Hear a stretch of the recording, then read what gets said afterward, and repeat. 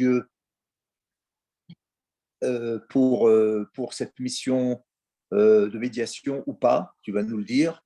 On a vu aussi, on le voit encore en direct maintenant, puisque je suis en parallèle, vos écrans, l'arrivée des Olim, où je crois que tu étais très présent aussi cet après-midi pour commenter cet événement qui est aussi pour nous quelque chose d'existentiel, d'abord parce que nous sommes l'Organisation sioniste mondiale et parce que nous parlons de sionisme et nous aimons Israël et nous voyons à quel point dans les moments les plus difficiles, le Premier ministre de l'État d'Israël, le jour du Shabbat, peut enfreindre le Shabbat pour aussi parler de Pikuach Nefesh dans le sens où nous savons qu'aujourd'hui sont arrivées cette délégation importante d'enfants dont tu vas nous parler. Voilà, je crois qu'on est vraiment plus collé à l'actualité que ça. Nous ne pouvons pas rêver d'être. Nous avons eu beaucoup de leçons de théorie, de géopolitique, de stratégie moyen-orientale et internationale avec toi. Je crois qu'aujourd'hui, tu vas pouvoir nous donner une leçon, j'allais dire, malheureusement, on est confronté à une guerre en Europe, une guerre qui peut avoir des répercussions autour de nous, une guerre dans laquelle Israël a apparemment son mot à dire, a beaucoup à gagner, peut avoir beaucoup à perdre. Et là, je crois qu'on est sur des œufs et on a tous besoin, et un public très nombreux est venu ce soir t'écouter, de ton éclairage. Et je te remercie d'avoir accepté. Je remercie Yasmine de nous avoir aidé à organiser cette conférence. Mais effectivement, Avi, et je remercie de nouveau Yasmine également qui a choisi le bon thème parce que c'est en coordination avec elle. Et là, on ne peut pas effectivement être plus collé à l'actualité que cela ce soir.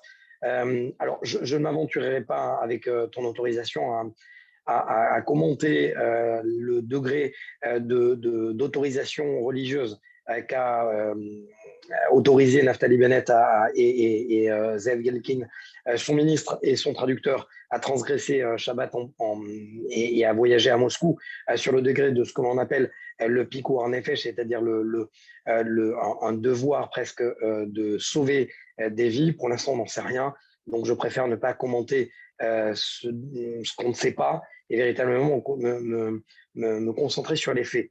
C'est une évidence.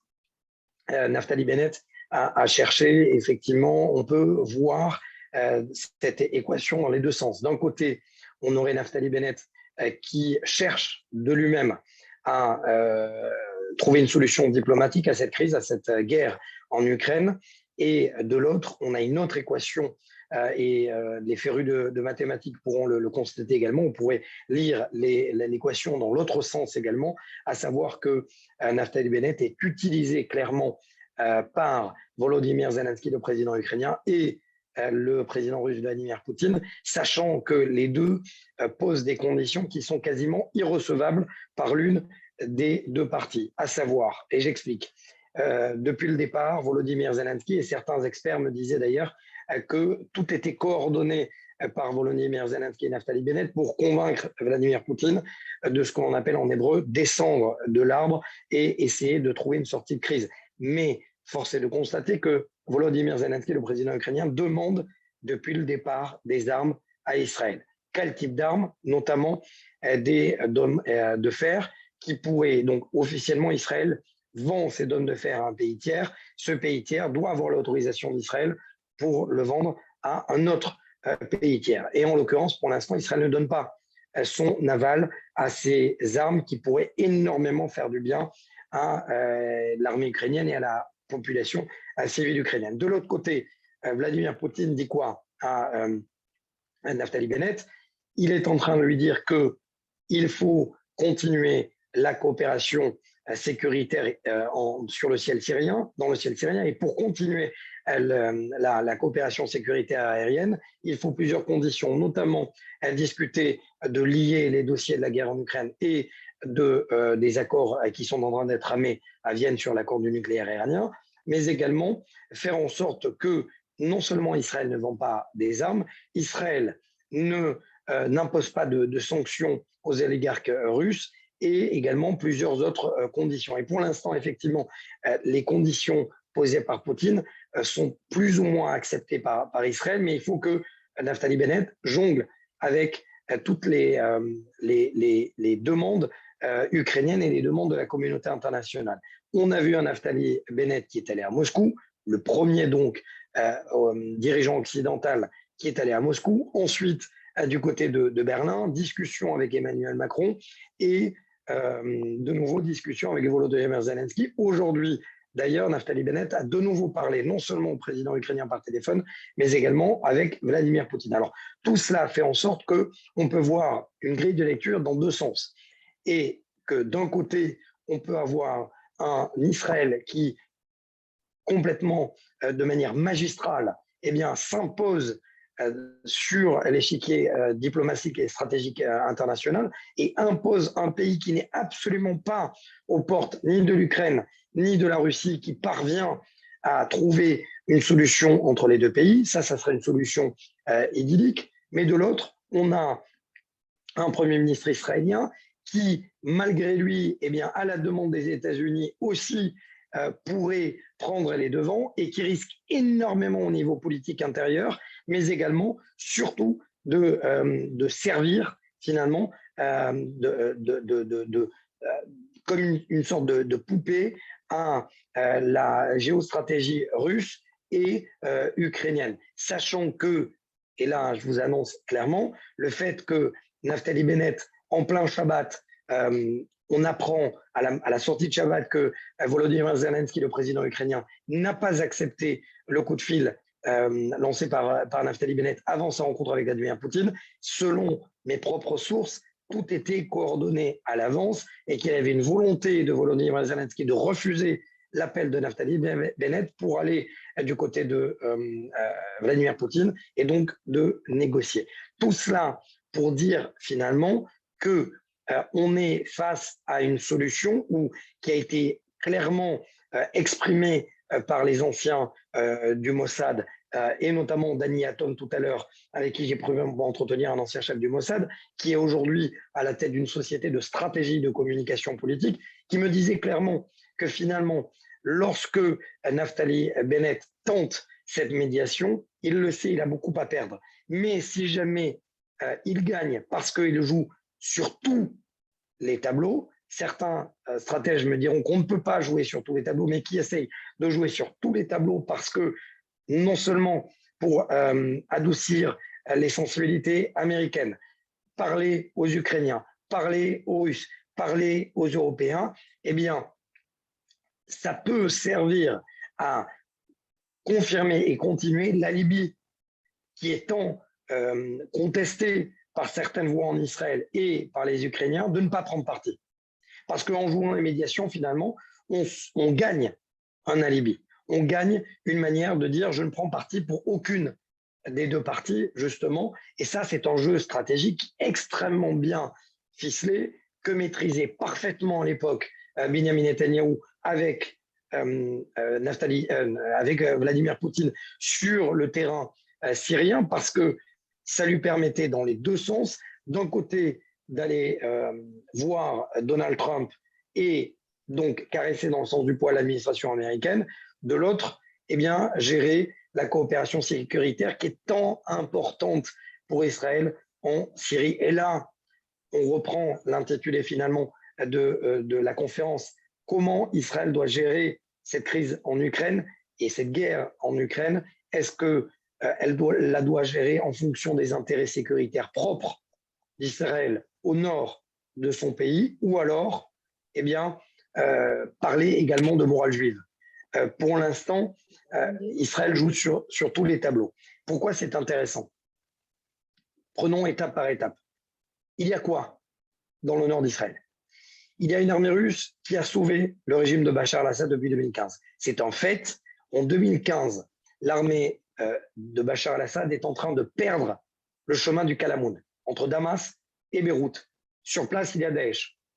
Et là, eh bien, l'Iran n'arrive pas, avec ses hommes, avec ses ministres, à gagner la guerre civile, appelle Vladimir Poutine. Vladimir Poutine arrive avec ses mastodontes et de guerre dites sales en Syrie, pulvérise de grands centres de rébellion, non seulement des frères musulmans, mais également de Daesh, parvient à déloger Daesh, à faire mal à Daesh, et donc l'armée russe devient la patronne de l'espace aérien syrien, et sur le terrain, au passage, vous le savez bien, il n'y a pas de guerre sans obtenir des dollars en contrepartie.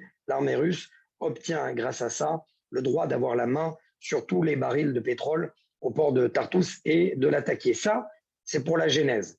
Donc l'armée russe, depuis des années, est maître du territoire syrien. Ce n'est pas Bachar al-Assad qui est maître, c'est véritablement l'armée russe. Donc l'armée russe, depuis qu'il y a eu interception d'avions militaires russes dans le ciel syrien par la défense antiaérienne syrienne qui a tapé dans tous les sens, a vendu à la Syrie des batteries de missiles S-300. Et là, on comprend. Les batteries de missiles S-300, c'est quoi? Ça permet, normalement, si elles sont extrêmement bien utilisées, aux radars russes qui sont donc aux mains des Syriens, de savoir à chaque fois qu'un avion israélien quitte le tarmac, de savoir qu'il a décollé le tarmac.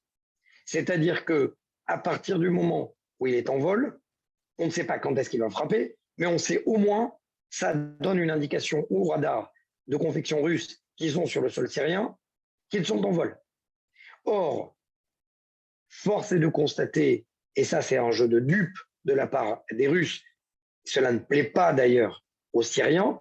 Voilà pourquoi le chef de l'armée de l'air syrienne a plusieurs fois été remplacé, parce que, eh bien, les S-300 sont utilisés quasiment à 50% de leur capacité. Donc, pour l'instant, on a eu un accord de coopération géré en amont par Benjamin Netanyahu et Vladimir Poutine qui permet aux avions russes, aux avions israéliens de frapper des intérêts iraniens sur le sol syrien et des S-300 qui sont utilisés à moitié et donc qui permet une sorte de manœuvre des avions israéliens. Donc ça, on comprend pourquoi du côté israélien, on a très peur. Parce que demain, si les Russes, forts éventuellement d'une condamnation et d'un avis tranché de la part des Israéliens contre cette opération russe en Ukraine, eh bien, Moscou, qui est aujourd'hui partagé, divisé, on a Sergueï Shoïgu, et qui est l'homme de main de Vladimir Poutine, qui partent en vacances ensemble.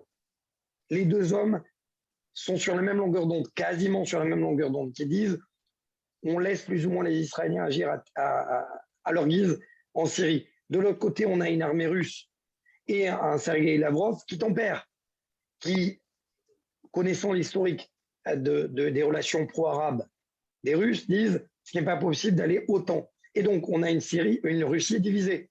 Mais si jamais Israël, voilà ce que disent les stratèges, si Israël condamne fermement, au nom de cette morale juive, l'opération russe, eh bien demain, peut-être qu'on pourra éventuellement non seulement augmenter la capacité d'opération des S-300, mais également moins de coopération, peut-être donner des renseignements précis aux Iraniens sur le va-et-vient des avions de renseignement ou des opérations de renseignement de l'armée israélienne. Et donc, voilà ce qui fait peur aux stratèges israéliens.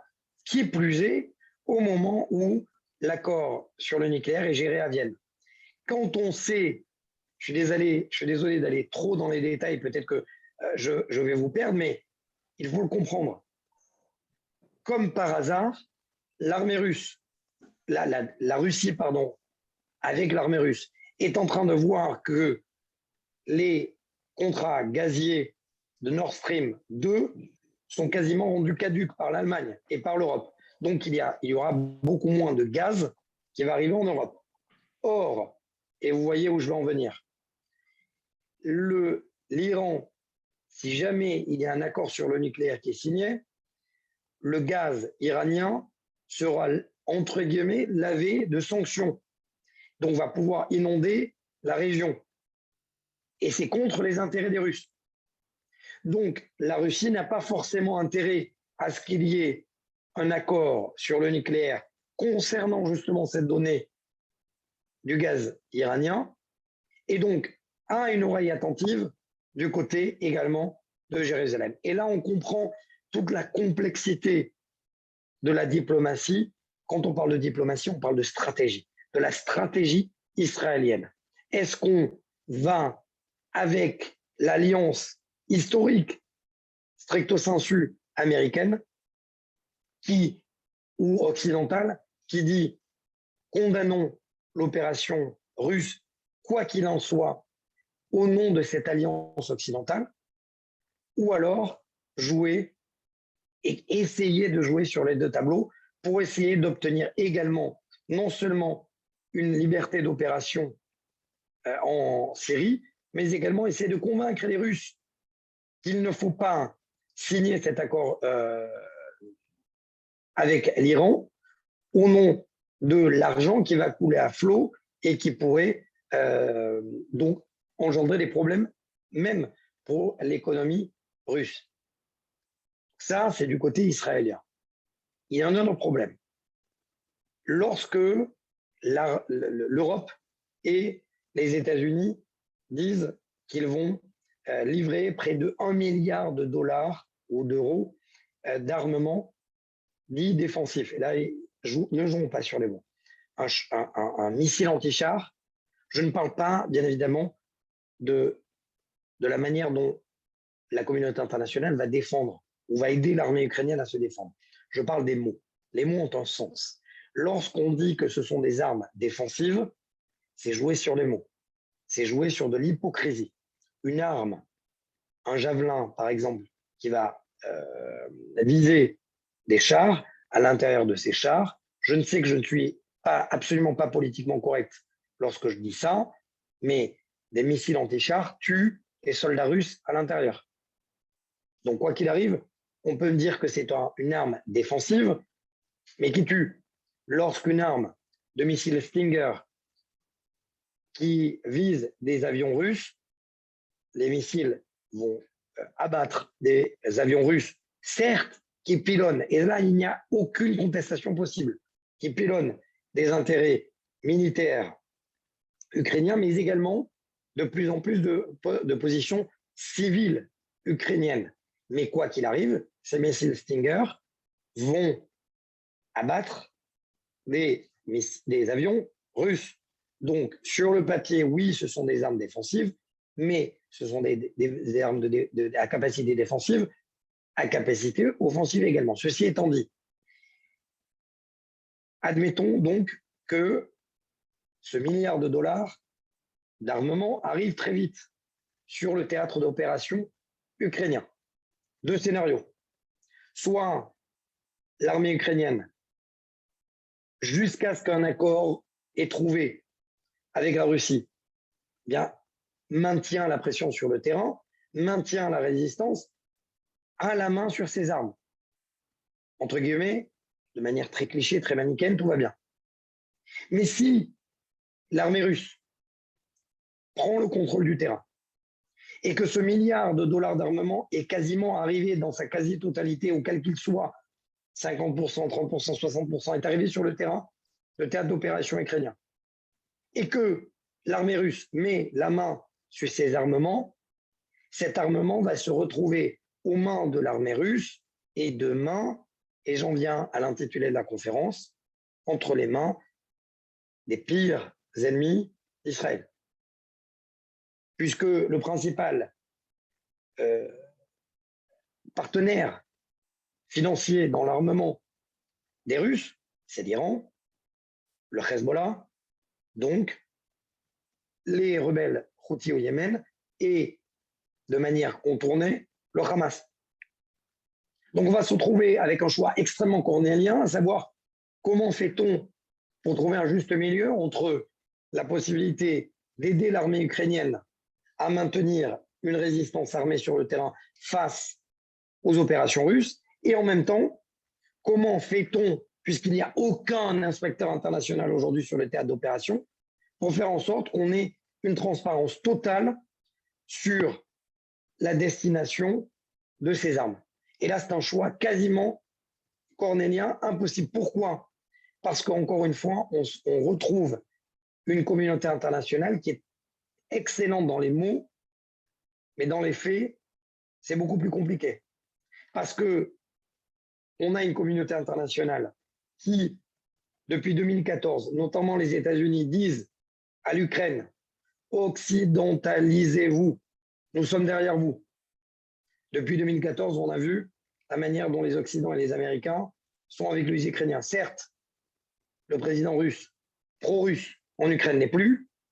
Kiev a un nouveau président, en l'occurrence Volodymyr Zelensky, mais a perdu la Crimée, a perdu le Donetsk et Lugansk sur l'Est. Et depuis, il n'y a aucun référendum et il ne se passait pas jusqu'à l'opération russe une journée sans violation des accords de cessez-le-feu. Et un Vladimir Poutine qui répétait à tue-tête, à qui voulait bien l'entendre, ne me cherchez pas. Attention, je sais, vous allez me dire, vous êtes en train de trouver des excuses à Vladimir Poutine. Non, je ne rentre pas dans la politique, je parle stricto sensu de sécurité, de stratégie militaire. On a un président russe qui n'arrêtait pas et qui ne cessait pas de dire n'occidentalisez pas à outrance l'Ukraine, comme vous avez tenté de le faire en Biélorussie, comme vous avez tenté de le faire au Kazakhstan récemment, parce que dans les faits, on sait, les régimes démocrates aux États-Unis ont tendance à fomenter des révolutions dites populaires, dites démocrates, pour contrer des régimes qui sont généralement contraires à l'idéologie démocrate. Et là, on se retrouve face à une équation, encore une fois, à plusieurs inconnus, avec une Ukraine qui a accepté de jouer le jeu des Occidentaux, d'aller dans le sens de la communauté internationale, un président russe qui n'arrêtait pas de dire « attention, je vais opérer », personne, la fameuse phrase « il ne va pas le faire ». Cette phrase a été rendue caduque, obsolète. Personne, aucun stratège européen ou occidental ou américain ne pensait que le président russe allait lancer une guerre d'un État contre un autre. La preuve, c'est que cette fameuse ligne de Barack Obama, souvenez-vous, devant la tribune des Nations Unies, attention, si Bachar al-Assad continue ses attaques chimiques, nous opérons. Ce que l'armée américaine n'a pas fait, c'est-à-dire entrer en guerre contre un État, c'est-à-dire les États-Unis contre la Syrie, eh bien, l'armée russe l'a fait. Et donc, le fameux dogme de « il ne va pas le faire » a été rendu caduque. Donc, il l'a fait. Pourquoi c'est important aujourd'hui? Je viens d'en parler à l'antenne. Aujourd'hui, le président russe dit via son armée « attention, nous ne sommes pas dupes. Nous savons via nos radars que les avions ukrainiens vont soit se ravitailler, soit être réparés sur le sol des pays limitrophes à l'Ukraine qui font partie de l'OTAN. En l'occurrence, peut-être la Pologne et la Roumanie. Et qui dit, pour nous, c'est une déclaration de guerre. On est face à un scénario où, si jamais la Russie met à exécution ses menaces, tout le monde comprend, les 174 participants ce soir comprennent, qu'on est face à une solution où la Russie pourrait attaquer un pays de l'OTAN et donc cela obligerait l'OTAN à deux solutions, soit répondre par la force, soit être face à un choix cornélien, est-ce qu'on va vers une troisième guerre mondiale ou pas? Et là, on comprend toute la problématique de cette opération, de cette guerre menée par Vladimir Poutine, de la redistribution des cartes géostratégiques. Et vous allez me poser la question, mais alors Israël dans tout ça? Israël est pris en tenaille. Parce que d'un côté, on a un Vladimir Poutine qui était le maître de la Syrie, je venais d'en parler, mais qui piétine totalement pour l'instant sur le terrain ukrainien, qui a perdu de sa superbe au niveau militaire.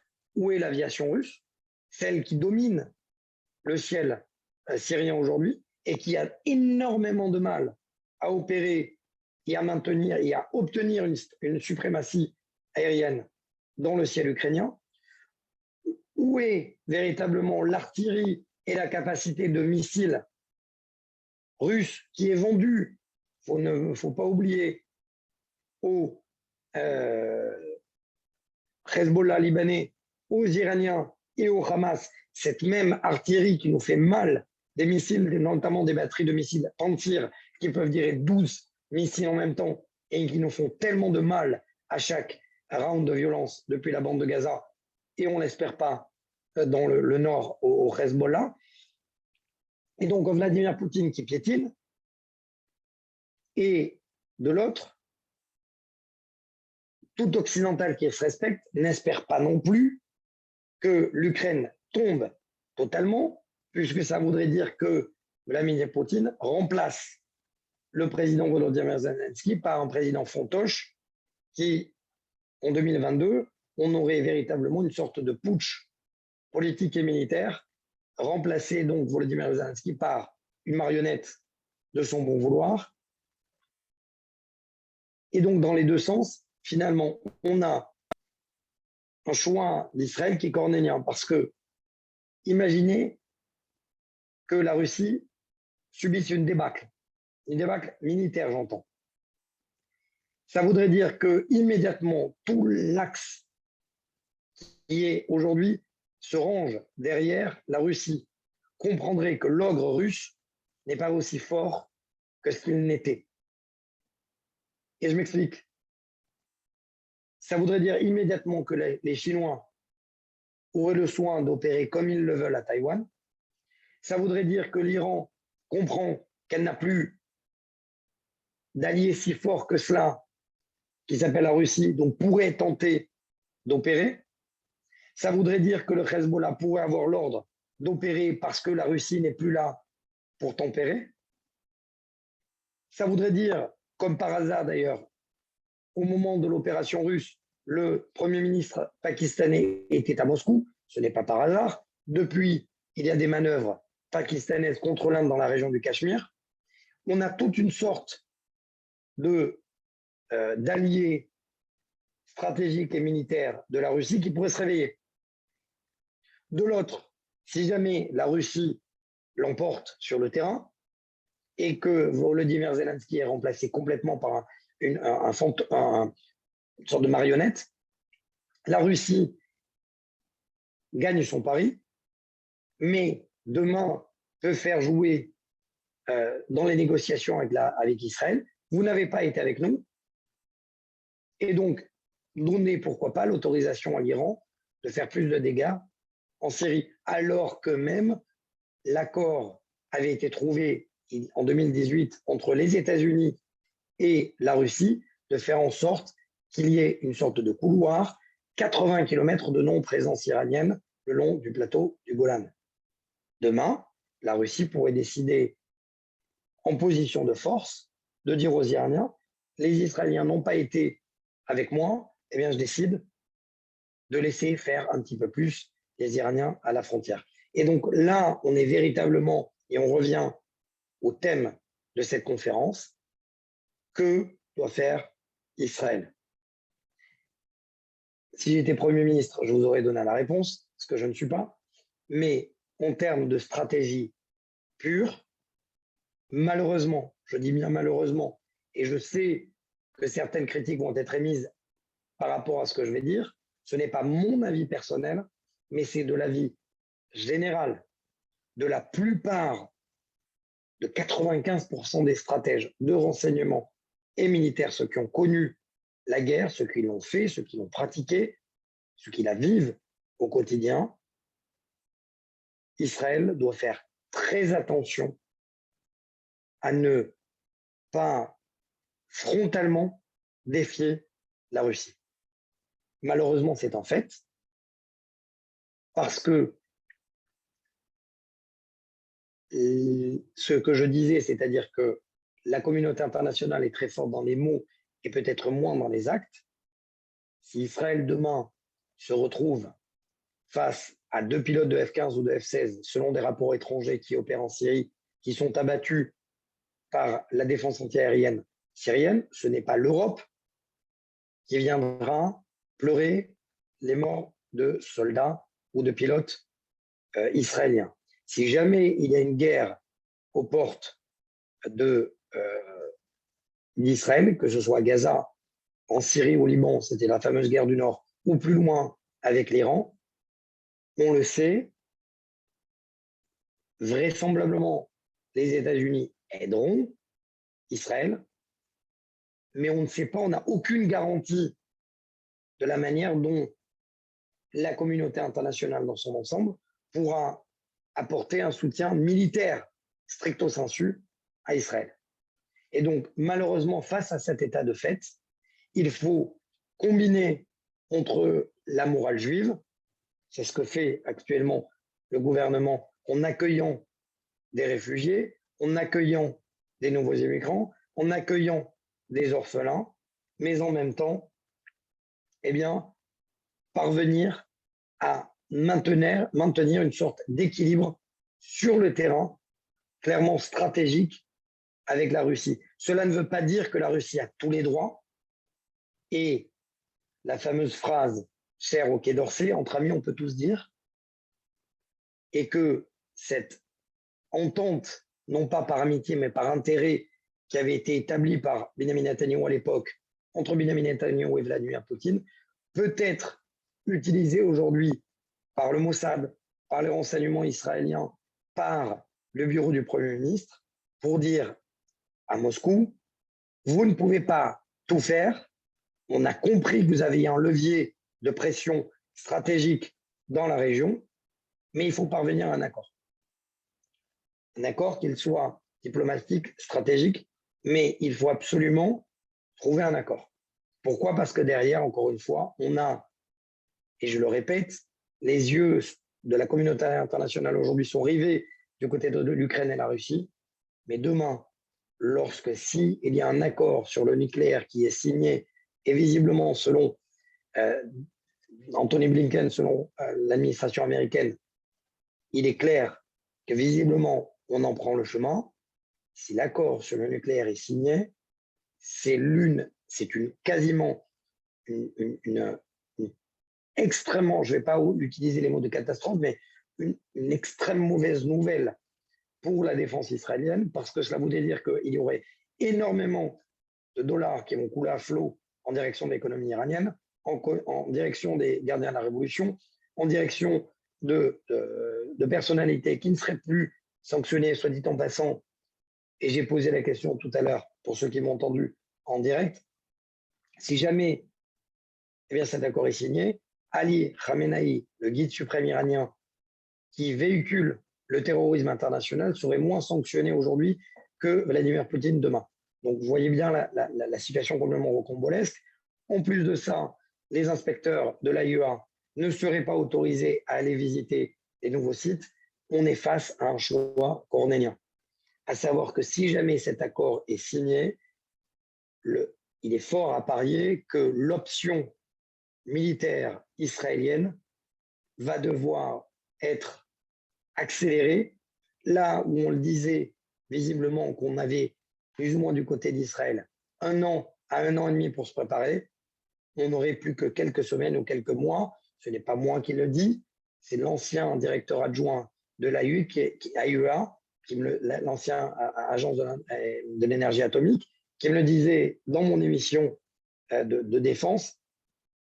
Preuve à l'appui, lui-même était en Iran, il connaît l'avancée de l'enrichissement du nucléaire iranien et il me disait l'Iran, dans un but civil, n'a absolument plus besoin à l'heure actuelle d'enrichir de l'uranium.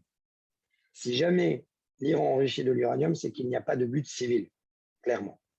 Donc on comprend que tous les dossiers sont liés. Si Israël peut, à travers cette guerre en Ukraine, et je rejoins, oui, Naftali Bennett, si jamais il peut être entendu par Vladimir Poutine, si jamais, encore une fois, si et seulement si, il peut être entendu par Vladimir Poutine et non pas être utilisé par Vladimir Poutine et lui dire, malgré la faiblesse de son expérience diplomatique, dire à Vladimir Poutine, attention, si jamais le conflit en Ukraine continue, mais qu'en parallèle, vous actionnez le mécanisme de signature de l'accord de l'Iran, ce n'est pas une guerre que vous allez avoir en Ukraine. Ce n'est pas une guerre mondiale parce que, en répétant ce que je disais, c'est-à-dire l'implication des pays de l'OTAN, c'est une guerre, ce n'est pas une guerre régionale, c'est une guerre au Proche-Orient qui va intervenir. Et ça, on le sait, Vladimir Poutine, non pas par sionisme, mais par intérêt, ne voulait pas d'une guerre au Proche-Orient parce que ça voudrait dire que les oligarques russes ne peuvent pas reconstruire clairement la Syrie et donc profiter de tous les barils de pétrole qui sont en Syrie. J'espère avoir été clair. Je vais regarder quelle heure est-il. Il est 46. Ça fait quasiment 35 minutes. Généralement, je fais 30 minutes d'exposé et je laisse les questions. Je vous laisse maintenant avis à vous pour qu'on me puisse me poser des questions. J'espère avoir été clair. Je te remercie. J'ai essayé de suivre. C'est effectivement un imbroglio qui n'est pas simple et j'allais dire dans toutes les implications que chaque petit mouvement à gauche ou à droite peut avoir, et sur le conflit, et sur la position d'Israël, et sur ses implications au Moyen-Orient. Et on n'a pas parlé avec ça de est-ce qu'Israël est perçu comme le bras actif des États-Unis dans ce conflit? Est-ce qu'Israël arrive à montrer une position totalement indépendante? On dit que… Alors, je disais à vie, c'est-à-dire que c'est perçu par certains comme Naftali Bennett a été quasiment envoyé par l'administration américaine, ce qui n'est pas le cas, c'est faux. Naftali Bennett n'a pas été envoyé, il a juste coordonné, ou plus exactement prévenu l'administration américaine de son déplacement. Sur le papier, selon mes sources, il n'a pas été envoyé par les Américains, mais cela est perçu comme tel par certains détracteurs de Naftali Bennett qui estiment que Israël est complètement indexé à la diplomatie américaine et que malheureusement, au lieu de prendre les devants, au lieu d'être dans la prévision, et on est plutôt dans la réaction et surtout on se calque, on s'indexe sur la diplomatie américaine dont on sait pertinemment qu'elle est beaucoup plus faible qu'elle ne l'était lors de la diplomatie sous Donald Trump et lors de la stratégie américaine sous Donald Trump. On a une Amérique qui est prête à faire d'énormes concessions à Vienne. On a une Amérique qui parle haut et fort, qui sanctionne, mais qui sur le terrain, clairement, n'intervient pas pour contrer Vladimir Poutine. Donc là aussi, il y a de nouveau un problème de géostratégie. Il y a une personne, évidemment, je ne veux dire pas qui nous manque, mais qui aurait été un acteur intéressant de comprendre la position de Benjamin Netanyahou. Est-ce que la droite israélienne aujourd'hui va endosser la position de Bennett? Est-ce qu'il y a des accords, il y a un consensus fondamental sur l'option sur la politique israélienne actuelle là-dessus? Aucun. Pour l'instant, Benjamin Netanyahou, un bon stratège qu'il est, et un vieux dinosaure de la politique, c'est que si demain il redevient par une certaine processus politique, on ne va pas rentrer dans les détails, mais Premier ministre ou il occupe des fonctions politiques importantes, il sait que n'importe quelle déclaration de sa part pourra avoir des implications immédiates au niveau de l'Ukraine et au niveau de la Russie. Je le disais en préambule, il arrivait avec une sorte de baguette magique à mener la chèvre le chou. Benjamin Netanyahou, pendant des années, c'est son credo, c'était son cheval de bataille, clairement, d'essayer d'avoir une sorte de connaissance diplomatique et surtout de pouvoir parler à tout le monde, sachant que Benjamin Netanyahou, en parallèle, est très critique en revanche sur la diplomatie israélienne qui s'indexe toujours sur la diplomatie américaine concernant l'accord sur le nucléaire iranien. Bon, je crois que comme beaucoup de journaux l'ont dit, c'est très clair, c'est très précis, ça nous amène maintenant à regarder les informations, j'allais dire, avec une optique beaucoup plus large, en se posant beaucoup plus de questions sur chacune des développements et ne pas regarder simplement le fait que j'allais dire, les chars russes sont sur la route de Kiev et sont bloqués. Qu'est-ce que ça veut dire? Qu'est-ce que ça peut impliquer? qu'est-ce que ça peut amener aussi en Israël au niveau d'une victoire, d'une non-victoire militaire, de ce pont aérien militaire qui n'est pas simplement un pont aérien, avec toutes les implications que nous a données. Je crois que c'est un peu des clés de réflexion avec une vision israélienne qui est importante. J'ai vu une question qui me semblait importante concernant est-ce qu'il pourrait y avoir aujourd'hui une confrontation russo-israélienne en Syrie. Je ne le pense pas, pour la simple et bonne raison qu'il n'y a aucun intérêt à ce que les deux pays s'affrontent et que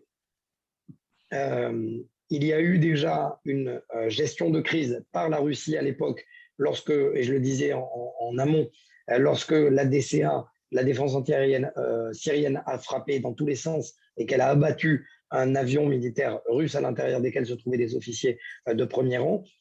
Israël a su faire les deux ronds, a parlé à l'époque avec le Kremlin pour éviter une confrontation directe entre les deux pays.